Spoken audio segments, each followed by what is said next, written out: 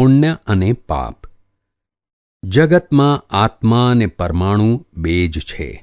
કોઈને શાંતિ આપી હોય, સુખ આપ્યું હોય તો પુણ્યના પરમાણુ ભેગા થાય, ને કોઈને દુઃખ આપ્યું હોય તો પાપના પરમાણુ ભેગા થાય. પછી એ જ કરડે. ઈચ્છા મુજબ થાય છે તે પુણ્ય અને ઈચ્છા વિરુદ્ધ થાય છે તે પાપ. પાપ બે પ્રકારના ને પુણ્ય બે પ્રકારના. એક, પાપાનુબંધી પાપ. અત્યારે પાપ ભોગવે છે ને પાછો અનુબંધ પાપનો નવો બાંધે છે. કોઈને દુઃખ આપે છે ને પાછો ખુશ થાય છે. બે, પુણ્યાનુબંધી પાપ. પૂર્વના પાપને લીધે અત્યારે દુઃખ પાપ ભોગવે છે, પણ નીતિથી અને સારા સંસ્કારથી અનુબંધ પુણ્યનો બાંધે છે. ત્રણ, પાપાનુબંધી પુણ્ય. પૂર્વના પુણ્યથી આજે સુખ ભોગવે છે, પણ ભયંકર પાપનો અનુબંધ બાંધે છે. અત્યારે બધે પાપાનુબંધી પુણ્ય છે. કોઈ શેઠને એવો બંગલો હોય ત્યારે સુખેથી બંગલે ના રહી શકે. શેઠ આખો દિવસ પૈસાને માટે બહાર હોય, જ્યારે શેઠાણી મોહ બજારમાં સુંદર સાડી પાછળ હોય ને શેઠની દીકરી મોટર લઈને ફરવા નીકળી હોય. નોકર એકલા ઘેર હોય અને આખો બંગલો ભેળાઈ જાય. બધું પુણ્યના આધારે. બંગલો મળ્યો, મોટર મળી, ફ્રીજ મળ્યું, એવું પુણ્ય હોવા છતાં પાપનો અનુબંધ બાંધે છે. તેમાં કરતૂત હોય, લોભ મોહમાં સમય જાય અને ભોગવી પણ ના શકે. પાપાનુબંધી પુણ્યવાળા તો લોકોના વિષયોની લૂંટબાજી જ કરે છે. 4, પુણ્યાનુબંધી પુણ્ય. પુણ્ય ભોગવે ને સાથે આત્મકલ્યાણ અર્થે અભ્યાસ ક્રિયા કરે. પુણ્ય ભોગવે ને નવું પુણ્ય બાંધે, જેથી અભ્યુદયથી મોક્ષફળ મળે. બધા હઠથી કરેલા કામ, હઠાગ્રહી તપ, હઠાગ્રહી ક્રિયા, એથી પાપાનુબંધી પુણ્ય બંધાય. જ્યારે સમજીને કરેલું તપ, ક્રિયાઓ, પોતાના આત્મકલ્યાણ હેતુસર કરેલા કર્મોથી પુણ્યાનુબંધી પુણ્ય બંધાય ને કોક કાળે જ્ઞાની પુરુષ ભેગા થઈ જાય ને મોક્ષે જાય. પુણ્ય વગર લક્ષ્મી હાથમાં ના આવે. આ જગતમાં વધુમાં વધુ પુણ્યશાળી કોણ?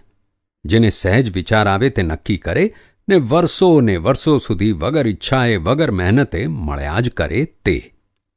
બીજા નંબરમાં ઈચ્છા થાય ને ફરી નક્કી કરે ને સાંજે સહજ રીતે મળે તે. ત્રીજા નંબરનાને ઈચ્છા થાય ને પ્રયત્ન કરે ને પ્રાપ્ત થાય. ચોથા નંબરનાને ઈચ્છા થાય ને ભયંકર પ્રયત્ને પ્રાપ્ત થાય. પાંચમાને ઈચ્છા થાય ને ભયંકર પ્રયત્ને પણ પ્રાપ્ત ના થાય. આ મજૂરોને કઠોર મહેનત કરવી પડે છે ને ઉપરથી ગાળો ખાય છતાં પૈસા ના મળે. મળે તો એ ઠેકાણું નહીં કે ઘેર જઈને ખાવાનું મળશે. તેઓ સૌથી વધારે પ્રયત્ન કરે છે, છતાં નથી પામતા. કેટલાક કહે છે કે અજાણતા પાપ થાય તો તેનું ફળ કાંઈ ના આવે. ના કેમ આવે? મુઆ, અજાણથી દેવતા પર હાથ મૂક એટલે ખબર પડશે કે ફળ આવે છે કે નહીં. જાણીને કરેલું પાપ અને અજાણથી કરેલું પાપ એ બંને સરખા છે, પરંતુ અજાણતા કરેલા પાપનું ફળ અજાણમાં ને જાણીને કરેલા પાપનું ફળ જાણીને ભોગવવું પડે એટલો ફેર. દાખલા તરીકે, બે ભાઈઓ છે, એક 16 વર્ષનો ને એક 2 વર્ષનો. તેમની મા મરી ગઈ.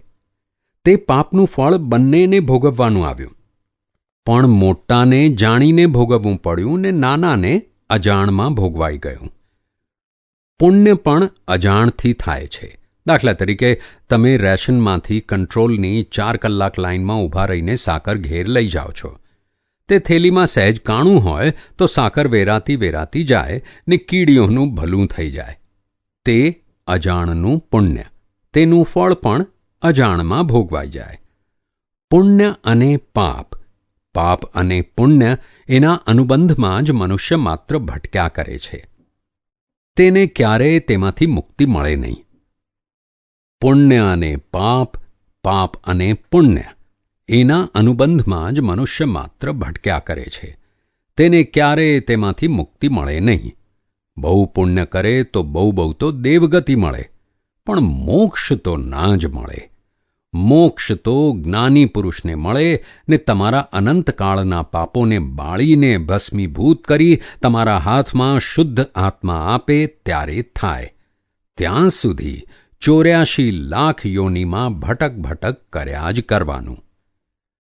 આત્મા ઉપર એવા પડ છે, આવરણ છે કે એક માણસને અંધારામાં અંધારી કોઠડીમાં ગોંધી રાખે ને તેને માત્ર 2 વખત ખાવાનું નાખે અને જે દુઃખનો અનુભવ થાય તેવા અપાર દુઃખનો અનુભવ આ ઝાડપાન વગેરે એકેન્દ્રિયથી પંચેન્દ્રિય સુધીના જીવોને થાય. આ 5 ઇન્દ્રિયવાળા મનુષ્યોને આટલું દુઃખ છે તો જેને ઓછી ઇન્દ્રિય છે તેને કેટલું દુઃખ હશે? 5 થી 6ઠ્ઠી ઇન્દ્રિયવાળો કોઈ નથી. આ ઝાડ પાન ને જાનવર એ તિર્યંચ ગતિ, તે તેમને સખત કેદની સજા છે. આ મનુષ્ય ગતિ તે આસાન કેદવાળા અને આ નર્ક ગતિમાં તો ભયંકર દુઃખ. તેનું જેમ છે તેમ વર્ણન કરું તો સાંભળતાં જ મનુષ્ય મરી જાય. ચોખા ઉકાળે ને ઉછળે તેનાથી લાખ ગણું દુઃખ થાય. એક અવતારમાં 5 વખત મરણ વેદના અને છતાં પણ મરણ ના થાય. ત્યાં દેહ પારા જેવો હોય, કારણ કે તેમને વેદવાનું હોય એટલે મરણ ના થાય. તેમના અંગે અંગ છેદાય ને પાછા જોડાય. વેદના ભોગવે જ છૂટકો. નર્ક ગતિ એટલે જન્મટીપની સજા. દેવલોકને નજર કેદ હોય, પણ તેમને મોક્ષ તો ના હોય. તમારું લગ્ન હોય તો તમે બધું જ ભૂલી જાઓ, સંપૂર્ણ મોહમાં તન્મય હો. આઈસ્ક્રીમ ખાઓ તે જીભ ખાવામાં હોય, બેન્ડ વાગે તે કાનને પ્રિય હોય, આંખો વરરાજાના તાનમાં હોય, ગંધ એ અગરબત્તીની સેન્ટમાં જાય. તે 5 ઇન્દ્રિય કામમાં રોકાઈ ગઈ હોય, મન ભાંજગળમાં હોય. આ બધું હોય ત્યાં આત્મા સાંભળે નહીં. તેમ દેવલોકોને સદાય એવું હોય. આથી અનેક ગણું વિશેષ સુખ હોય. એટલે તે ભાનમાં જ ના હોય, તેમને આત્મા ખ્યાલમાં જ ના હોય.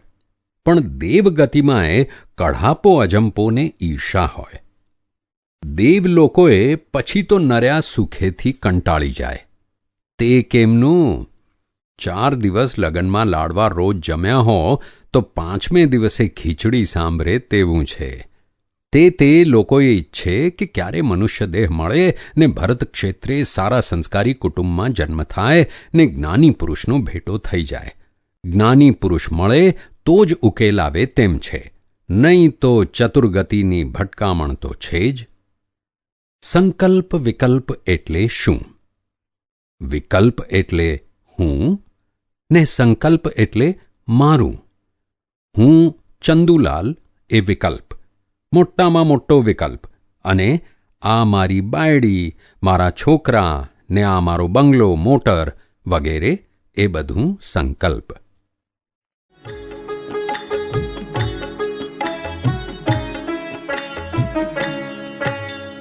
દાદા ભગવાનના અસીમ જય જયકાર હો.